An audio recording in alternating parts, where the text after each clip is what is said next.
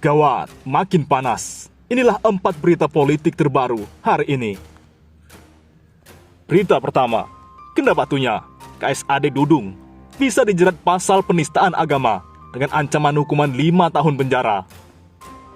KSAD Dudung Abdurrahman yang menyebut Tuhan kita bukan orang Arab merupakan penistaan agama bisa dijerat pasal 156A KUHP. Demikian dikatakan praktisi hukum Hans Sutawidya dalam pernyataan kepada redaksi Suara Nasional Kamis 2 Desember. Dalam pasal 156A KUHP, penistaan agama terancam 5 tahun penjara dan Dudung terancam penjara 5 tahun, ungkapnya.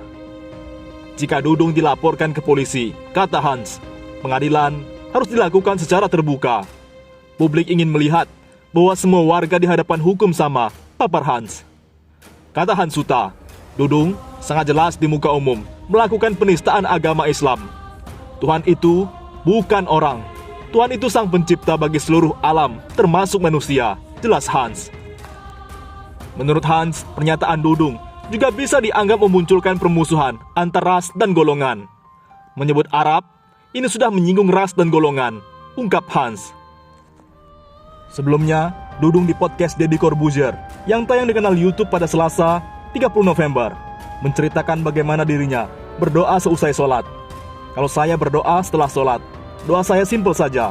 Ya Tuhan, pakai bahasa Indonesia, karena Tuhan kita kan bukan orang Arab, ucap Dudung. Ketika Dudung menyebut Tuhan bukan orang Arab, disambut Deddy Corbuzier dengan tawa lebar. Pernyataan Dudung ini banyak menuai kecaman publik, terutama umat Islam. Bahkan, ulama karismatik Kiai Haji Wafi Maimun Zubair alias Gus Wafi menyebut pernyataan Dudung sebagai penista agama.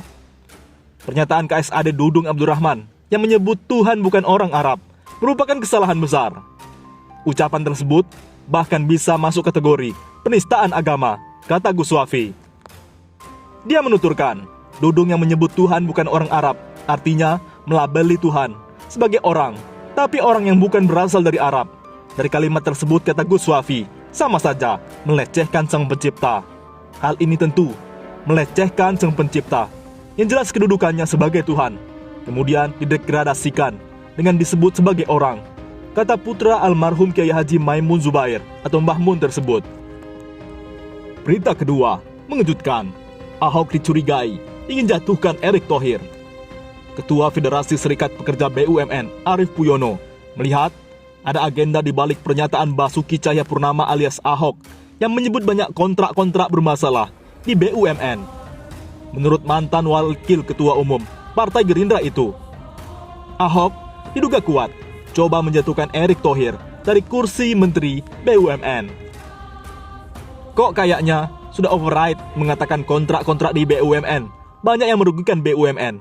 Jangan-jangan Pak Ahok siap-siap mau jadi Menteri BUMN. Ganti Erick Thohir yang dikira kurang banyak tahu kalau banyak kontrak-kontrak di BUMN itu banyak yang merugikan BUMN, kata Arief dalam keterangan tertulis. Arief justru melihat Erick Thohir tengah bekerja keras untuk membenahi kontrak-kontrak di BUMN agar menguntungkan negara. Dengan demikian, Arief menegaskan bahwa pernyataan Ahok soal banyak kontrak di BUMN bermasalah dan merugikan tidak tepat. Mungkin kontrak-kontrak masa lalu, mungkin ya, kata Arief.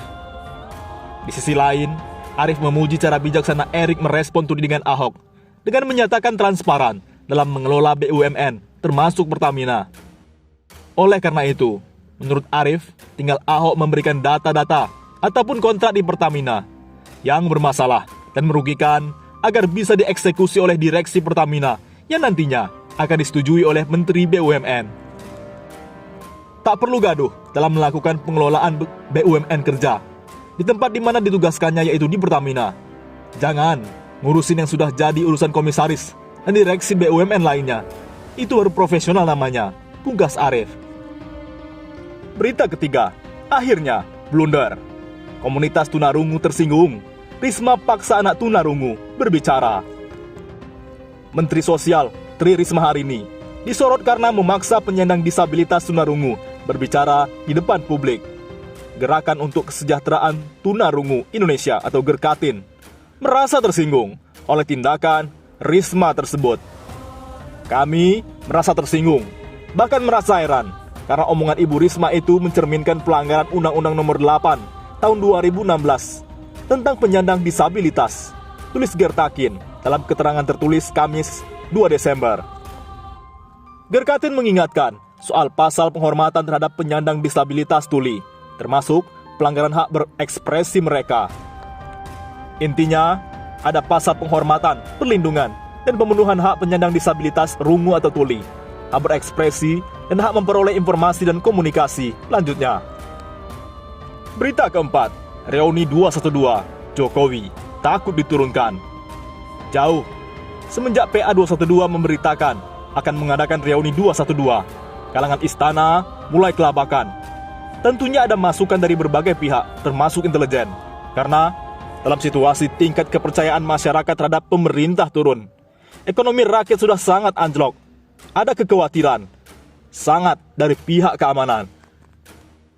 Reuni 212 dengan massa banyak, dengan sedikit pemicu, akan berubah menjadi people power atau menurunkan Jokowi.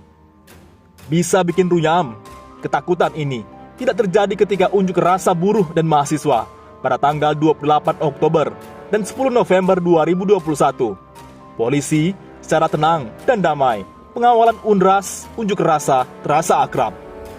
Berkaitan di Jakarta, pandemi COVID-19 melandai dengan PPKM di Jakarta sudah bisa dikatakan sudah tiada. Pemerintah harus mencari akal. Secara terburu-buru, pemerintah pusat menetapkan kembali di DKI Jakarta berlaku PPKM level 2. Untuk antisipasi adanya reuni 212, ini memang di luar perhitungan rezim, karena rencana level PPKM baru akan ditingkatkan pada saat mendekatkan Natal. Melalui senjata, adanya PPKM level 2, reuni 212 harus dengan alasan pandemi COVID untuk membatalkan. Tidak cukup melalui surat pemberitahuan kepada polisi seusai undang-undang. Reuni 212, jamaknya adalah unjuk rasa periodik tahunan, harus memerlukan rekomendasi Satgas COVID. Rekomendasi Satgas diperlukan untuk unjuk rasa keramaian. Sudah dipastikan ditolak karena Satgas COVID-19 adalah pemerintah mereka. Tentu tidak akan memberikan rekomendasi. Polisi juga punya alasan, karena tidak adanya rekomendasi, maka izin keramaian tidak diberikan. Pokoknya tidak boleh ada kerumunan karena bahaya COVID. Ini sesuatu yang mengada-ada dan diskenario secara dadakan. Pertanyaannya, sejak kapan yang namanya unjuk rasa harus ada izin keramaian? Tidak ada di undang-undang. Rupanya masih kurang yakin polisi Metro Jaya mengancam peserta Unras reuni 212 dengan pasal 212 KUHP. Unik juga, reuni 212 diancam dengan pasal 212. Malam Rabu, tanggal 1, polisi dan tentara sibuk.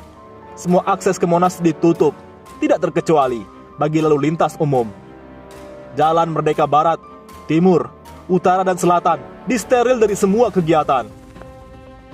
Jalan masuk dari luar kota ke Jakarta dari semua penjuru Jabodetabek diawasi oleh pergerakan massa. Hal yang belum pernah terjadi dalam menghadapi kegiatan unjuk rasa yang berlangsung selama rezim Jokowi berkuasa. Rupanya, kewaspadaan tentang keamanan adanya reuni 212 tidak cukup oleh Kapolda dan Pangdam Jaya. Jenderal Dudung sebagai KSAD juga harus turun tangan. Pemerintah harus benar-benar diamankan dari sumber ketakutannya akan adanya people power atau menurunkan Jokowi. Memang benar, dari masa yang tercerai-berai karena semua akses jalan ditutup, muncul spanduk Jokowi mundur di Jalan Tamrin dari Kami Karawang. Ada spanduk dari Ikatan Keluarga Besar UI, cabut mandat Jokowi. Tidak becus urus negara. Dari pihak panitia reuni 212, tuntutannya adalah hentikan kriminalisasi ulama, bela MUI, ganyang koruptor.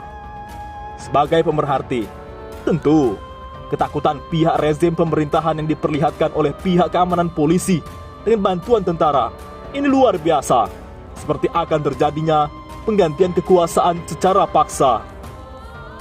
Jika diamati penggantian kekuasaan pada masa sebelumnya, pada era pemerintahan sebelumnya, lebih kepada ketidakkompakan di dalam istana.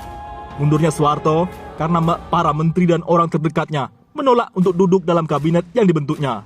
Begitu juga dengan lengsernya Gus Dur, karena dekrit yang dikeluarkannya ditolak dan tidak didukung oleh orang dekatnya. Hal tersebut yang harus diwaspadai oleh Jenderal Dudung, yang sepertinya sangat menonjol pasang badan membela tuannya. Kalau yang ini jelas dari Solo, bukan dari Arab.